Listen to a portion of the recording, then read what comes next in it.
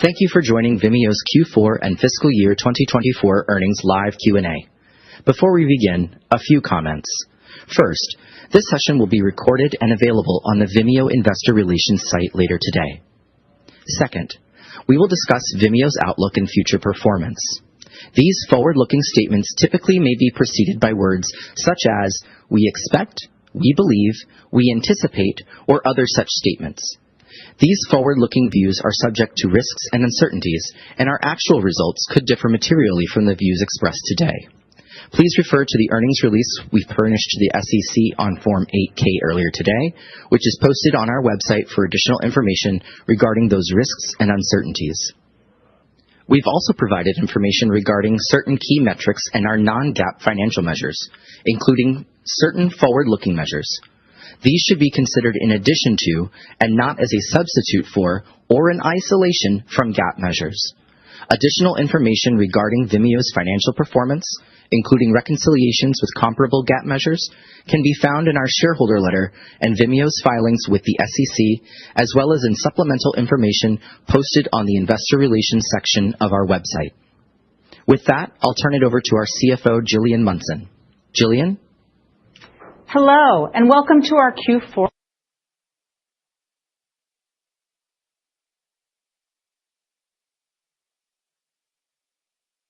earnings call. We are very proud of what our team delivered in 2024 and are happy to be here to answer your questions. We're even more excited to talk to you about our future, including our plans for 2025 and our view on where we believe 2024. Philip has been traveling the world talking to our team members and clients over the last couple of months. And before we get to your questions, we thought it would be great to have him share with you a bit of what he has seen in the market and how that is framing our strategy for 2025. Philip. Thank you, Jillian. Good afternoon, everyone, and welcome.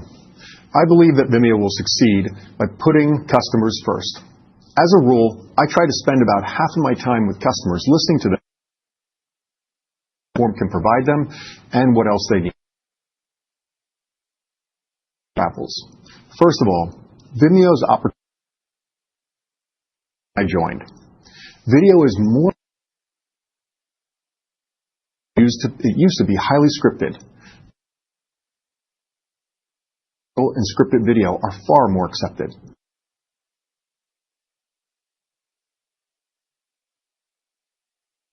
This is driving significant an explosion of video.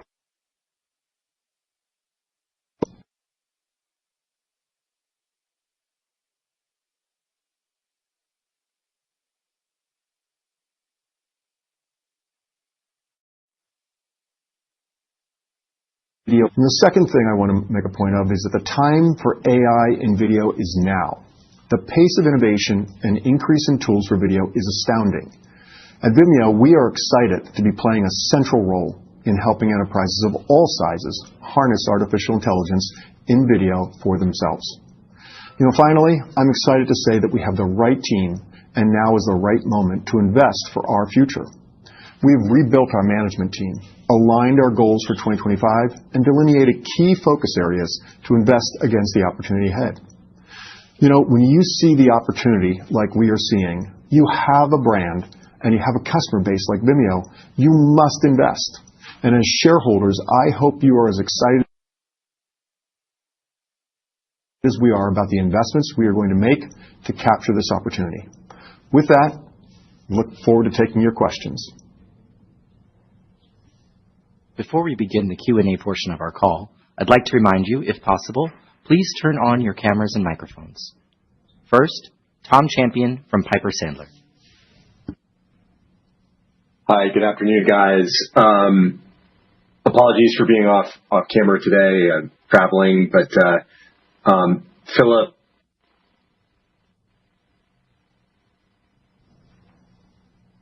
Video. Tom, we lost you there. Can you repeat that last bit? Sorry about that. Philip, can you talk about what you're seeing from customers adopting AI in the enterprise? Why don't we start there? It's first of all, video. The amount of video, I mentioned this a couple times, is exploding. in the enterprise. So the barriers are coming down, and video is going across every single department inside of the enterprise. This becomes a management challenge for most enterprises. If you're a financial services organization, you don't know what videos comply and which ones don't comply. So the ability to be able to discover all of your video and being able to ask it questions and to be able to extract information out of it, it's very, very important because it's becoming more and more important that you use artificial intelligence to manage video. The second thing is that organizations are trying to make video more accessible. In some cases, that means language. We've mentioned before that over 45% of our business is coming from outside of the United States, and increasingly, customers expect multilingual video. And our artificial intelligence, we launched last year translations in 28 languages, and this is really exciting. And as a matter of fact, roughly about 40% of the deals that we did in Q4 came from our translation and the AI capabilities that we have inside of the product. And so this ability to be able to translate a video is really important. The last thing that we're seeing more and more requests for is what I call kind of just-in-time video. So oftentimes you create a large video and people don't watch the entire thing. They really just want a single answer inside of that video. Our new indexing capability and ask a video a question allows you to go right to that spot inside of the video and present the exact answer at the right time. So you're going to see video go into customer workflows across the entire customer journey in ways that I would say that you haven't been able to see in the past because the barriers have been too high. So we're dropping those barriers and we're making it more both accessible and discoverable throughout the enterprise. Okay, great. Jillian, can you talk about the investment this year, the up to $30 million you're looking to deploy? Absolutely. Now that we have Philip here and the team here, we have a really good sense of what customers want. When you look at 2024 and the products we came out with in 2024, they accounted for fully 30% of new bookings in Vimeo Enterprise. AI alone, after we came out with that mid-year, was 40% of bookings in Vimeo Enterprise. So it's a big deal to have a team here who understands where to go. So from here, our view is that given our cash balance and the strength in this business model, we have made huge progress. If you think about it, our EBITDA in 2024 is 3 times all the EBITDA we created in the 3 years prior.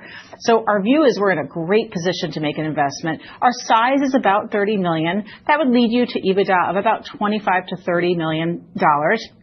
And I think where that lands in the end will be based on how fast we can deploy capital. And we're really wanting to be very responsible about looking at ROIs. And so we will be prudent about how we spend that money because we really do have an eye for that, creating an ROI for the business. As you think about what that can do for our business, as you may have seen in the guidance, while our overall revenue growth would be in the low single digits, we expect acceleration through the year. So as we get to the end of the year, we absolutely believe that we'll have line of sight to double-digit growth. And if you just take 10% of Vimeo, you basically have paid back that investment already. So we think this is a great way for us to use our capital to continue to drive the growth. And we think we have the right team here now to make that happen. Now, as for the specific areas of growth, I thought maybe I'll have Philip give you a little more detail there in terms of where we're going to spend the money. So probably first and foremost is that the sheer number of format types of video are exploding in the enterprise and across even our traditional creators. So whether or not it's 4K, whether or not it's landscape, whether or not it's portrait, whether or not it's for podcasts, whether or not it's high definition, whether or not it's interactive or shoppable, customers want to use video in more and more ways. And so the video formats, we're investing significantly to maintain our leadership in this area. The second is in the area of security. You're going to see us, we recently opened up China for streaming of video for our corporate clients. You'll also see us actually adhere to GDPR and other data requirements in Europe. We're doing a lot of deep work in granular security and permissions that enterprise customers need. And then the other area that's really exciting for us, as I mentioned, I think we're going to be able to go deeper and deeper into customer workflows and find more outlets for video by actually integrating into what we call enterprise solutions. So whether or not this is in marketing, whether or not this is in education, whether or not this is in e-learning, or whether or not this is inside of financial services, or whether or not this is inside of healthcare, you're going to see us go deeper into this enterprise solutions area. And then I'll say again, we actually have an even deeper roadmap than what I've talked about in artificial intelligence. We think there's a whole variety of things that we we can do to improve streaming experiences, to make streaming experiences more interactive and more exciting. And so a lot of the deep areas that we're going to be going into are in those 4 areas. Again, it's going to be in formats, in security, in solutions, and in AI. And these are deep investments in our R&D. Great. Thank you. And our next caller, Bill Kerr from TD Cowen. Great. Thanks for taking my questions. So enterprise booking growth was higher than we expected and accelerated slightly. Can you just provide some color on the key drivers that you saw there in 4Q? And then, what sort of, how you're thinking about the drivers for the growth of enterprise between ARPU and subs as we move through 2025? So let me take the numbers, and I'm sure Philip will have some color to add. He really does spend half his time with customers and is right in front of them every single day. So when you look at the business, and you can see it underneath the numbers, the way the enterprise business is growing right now is basically double-digit unit growth in terms of new subscribers coming in, and then double-digit ARPU and AOV growth. So we are really benefiting both from the new features we have, our ability to land and expand with customers, in addition to expanding the overall subscriber base in total. In terms of the business, you saw a little bit of a mix shift to higher-end products. I think it's interesting to see the growth in our $100,000 plus customers in the year. So I think we're feeling really good about the momentum in the enterprise business. And our view is that the investments we're making are going to only underline what that business can do. As I just said a minute ago, the investments we made in product in 2024 alone drove 30% of new bookings in 2024, let alone the strong pipeline we have for 25 in terms of what that can do for us. Philip, any other anecdotes from customers? Sure. Well, I have to go to probably my favorite Vimeo customer as an example, and that would have to be, my own Philadelphia Eagles. They are, the world champions. I just have to kind of remind everybody on this call. And so what I'd consider the greatest football team this year is a great example of an enterprise customer. And what's happening, as I mentioned, inside of the enterprise is very quickly, we're not just landing with new customers, we're also expanding with existing customers, because we might start with, say, for example, inside of doing a live event, or we might be doing webinars, or we might be doing something in e-commerce, and I should say in marketing. And we very quickly go across all the divisions inside of an organization. So increasingly, salespeople are starting to use video in their interactions. Financial advisors are actually giving portfolio reviews in video.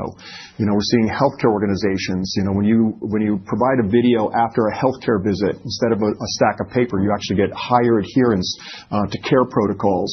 When you go to customer support, you get 91% better retention, and you can actually get off the phone quicker if you watch a video. Say, for example, if I need to know how to plug in my Wi-Fi or change the password on my Wi-Fi. And so this ability to be able to land inside of one organization, inside of a company, and very quickly be able to meet all the requirements across the rest of the company is what's driving a lot of our expansion. The amazing thing about this company is that when we go into an enterprise, we're going in with security, and we're going in with a scale that very few other video companies on the planet work at. However, we also go in with ease of use. And so a lot of our competitors are either enterprise or they're consumer. And the fact that we live in both of those worlds actually makes a lot more video come on to us much quicker inside of a company. So our time to get a customer up and running is actually decreasing. And as a result, the sheer amount of minutes that are on us inside of an enterprise are also growing. It's a very important statistic that we kind of keep an eye on. And so those multiple divisions, the multiple customer types, one of the other ones that I mentioned recently was Orange became a customer. This is one of the biggest telecommunications company over in Europe. And so we're able to scale from organizations like the Eagles. We're able to scale from individual healthcare providers all the way up into some of the biggest telecommunications companies in the world, with this ease of use, the security, and with the workflow that we're providing and the artificial intelligence that we're providing at enterprise grade. One other thing I'd love to add is, and it's in our letter, but I think it is an interesting and important point in terms of how we're addressing this business. in 2025, we are actually going to market in a little bit of a different way. We've brought on a terrific new Chief Revenue Officer. And what we've done this year is kind of two things there. One, we've had that team break a bit in terms of those who focus on our smaller customers and those who focus on our larger customers. And then there's an important addition to that. As you all know, OTT is a business that we had thought might be in a state of decline. And in fact, in 24, what we saw was really good resilience in that business, and that team's done a terrific job. What we're doing with the sales team is bringing OTT and the Vimeo Enterprise teams together, because increasingly, as Philip said, as customers expand their video use, streaming is a key fundamental enterprise piece of demand of their video installation. And so what we're doing is really focusing on customers where they're at and in addressing them in a way they want to be addressed. And we think that also is going to be really great for this side of the business as we look into 25. Great. Thank you. And then just a quick question on self-serve as well. The self-serve subscriber numbers continue to face a little bit of pressure.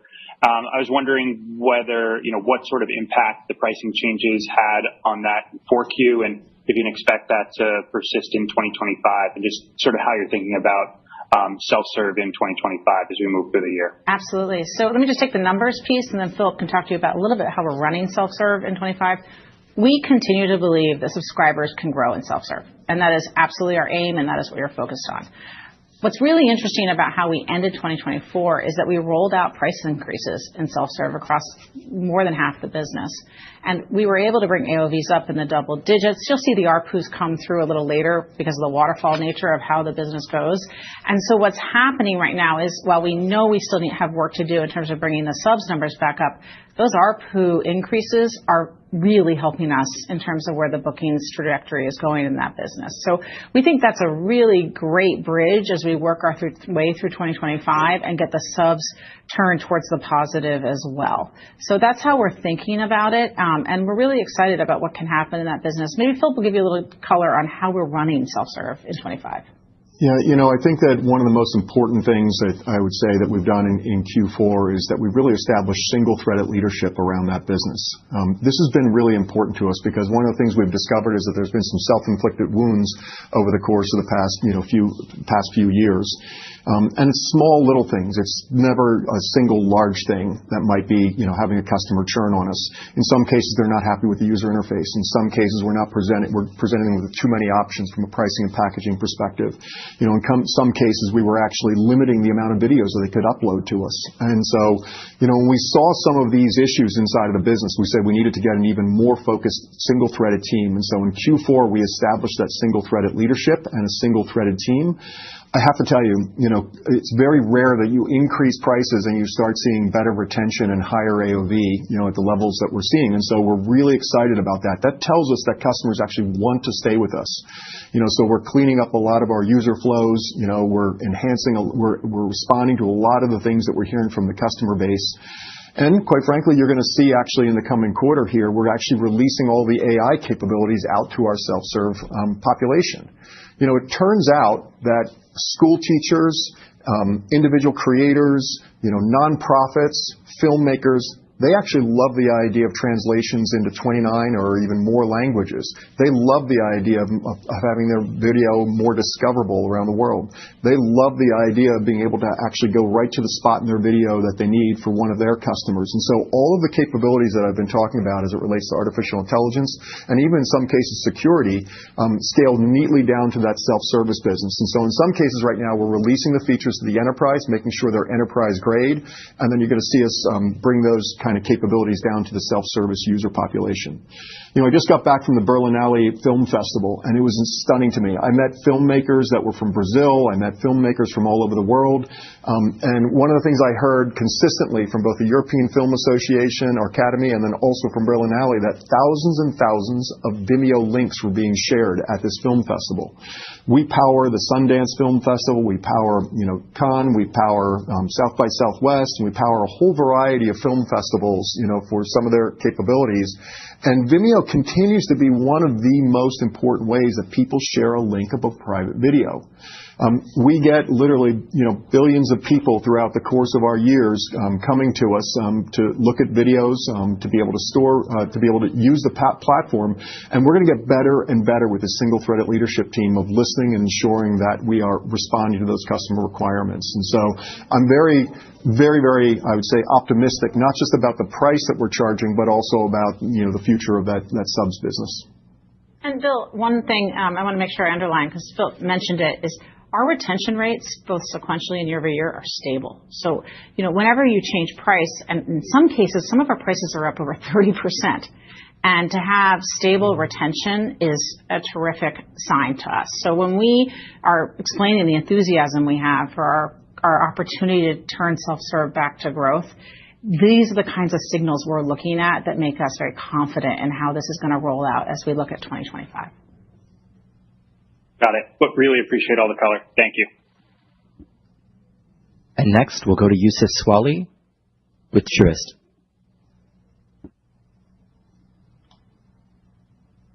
Oh, hi, guys. Thank you for taking the question. Apologies.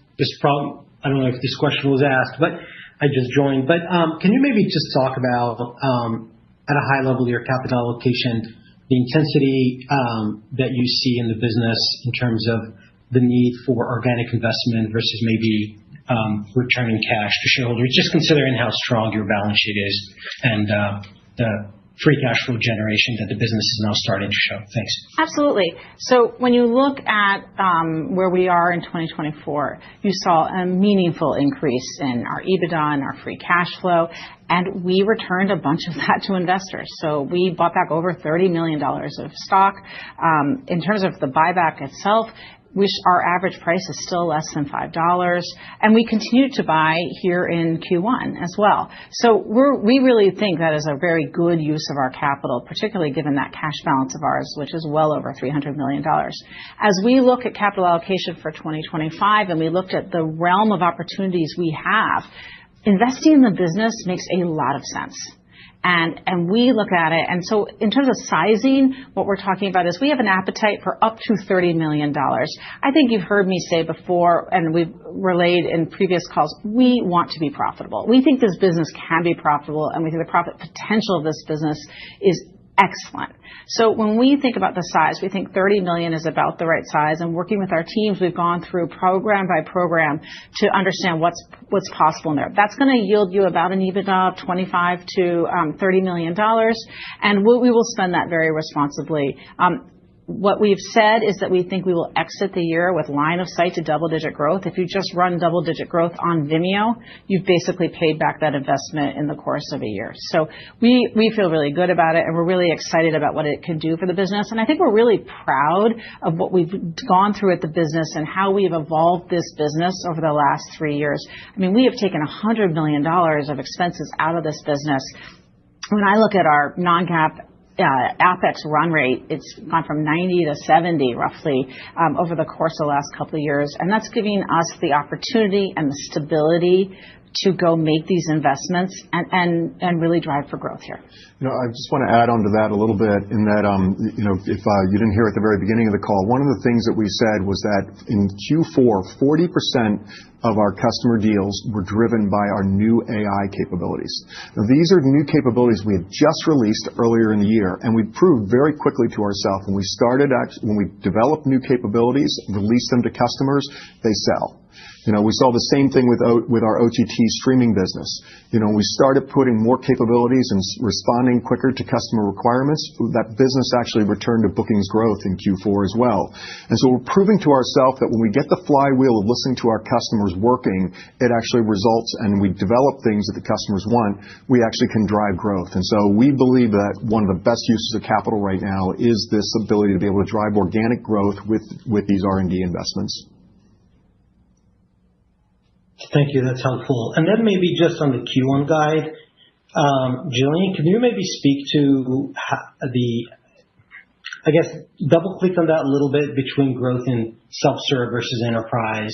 Enterprise is obviously being grown really fast. Self-serve, it seems like you're doing a lot of things to finally starting to get it back to growth, although it may take several quarters. But how should we be thinking about it near term? I think you're thinking about it the right way. The way we are thinking about how the year is going to lay out is that we will see accelerating rates of bookings and revenue growth. So you sort of start from where you start, which is on the revenue side, you're really starting from a place of waterfalling through past bookings, right? So you're going to really first watch for bookings. Vimeo Enterprise is for sure going to be our leading growth driver. But as we work our way through the year, we continue to believe that we are going to turn self-serve back towards a growth mode, and that will help and aid in accelerating both bookings and revenue over the course of the year. So we're really enthusiastic about both, but certainly the Vimeo Enterprise side will absolutely be the faster grower. Yeah, okay. Well, thank you. Good luck. Thank you. And that concludes the Q&A portion of our call. Before we close, I'll turn it over to our CEO, Philip Moyer, for some final words. I just want to thank everyone again for joining us today. We're very much looking forward to this year, and we look forward to updating you again on our Q1 progress.